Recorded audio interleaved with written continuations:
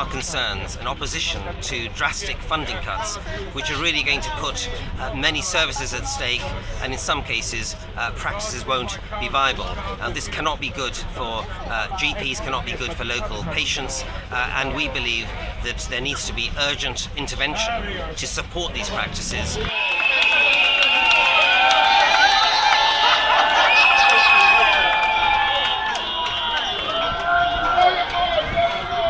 We see this as the tip of the iceberg, actually, of what's happening now in general practice.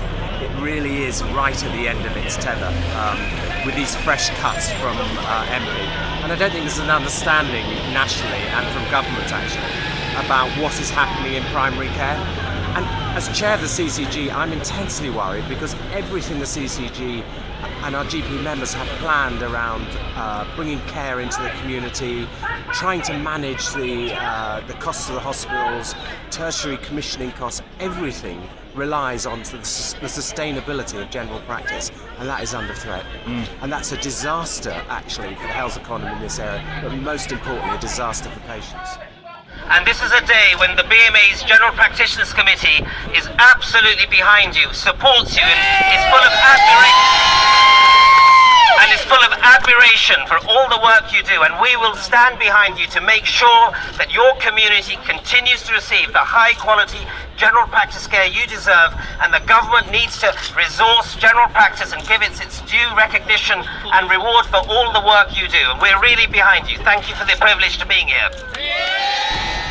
Can I say I'm so pleased that everybody has come today. There are some patients here as well who we really want to thank.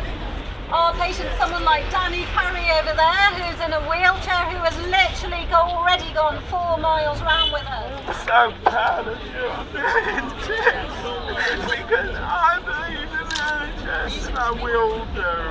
I speak to all people here.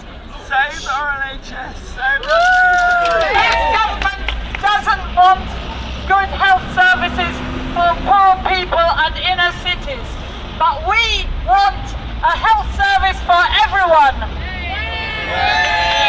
So we call upon this government and any other government to pay for the NHS so that we have a good NHS and good general practices. Welcome to Limehouse. I've lived here for nearly 50 years, and all those 50 years I've been part of this practice.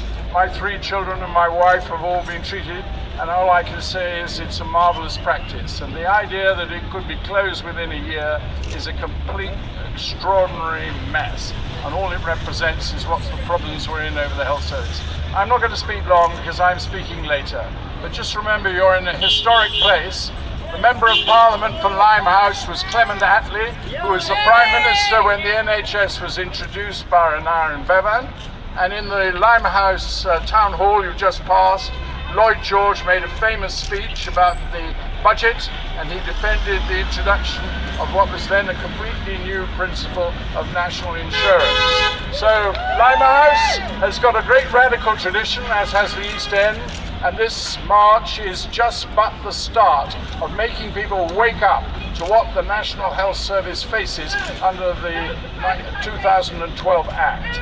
If we do not change it soon, by 2020, you will not have, I will not have, none of us will have the National Health Service that most of us believe has been one of the finest things this country has had since certainly 1948.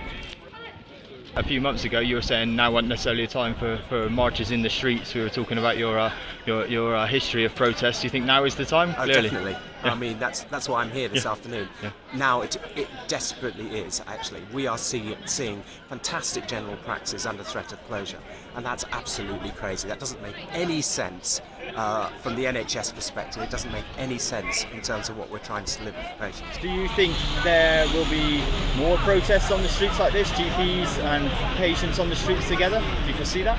I think that there is no way that the public, patients will want to see their local GP practice either close or start to reduce services. This is at a time when patients need their GP practice more than ever before and will continue to rely on their GP services even more than before. So this would not be acceptable to the population, to patients, and neither should it be acceptable to government for actually GP practices to be threatened, to actually downsize, to actually reduce services.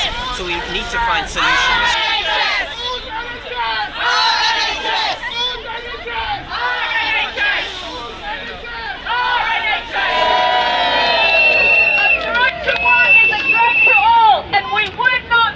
Today without the amazing support of everyone in Tower Hamlets, the medical bodies, the patients, our colleagues.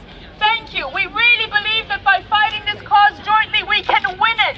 This is not an impossible cause. All it is about redistribution of money within the NHS. It's the NHS's own money, primary care's money. And this money is for services to patients. It's for the nursing home. It's for sexual health. It's for extended hours. It's for the things that we want to do to our patients. So thank you so much for coming today, and we hope that we'll keep this energy up until we have fought the battle. Thank you.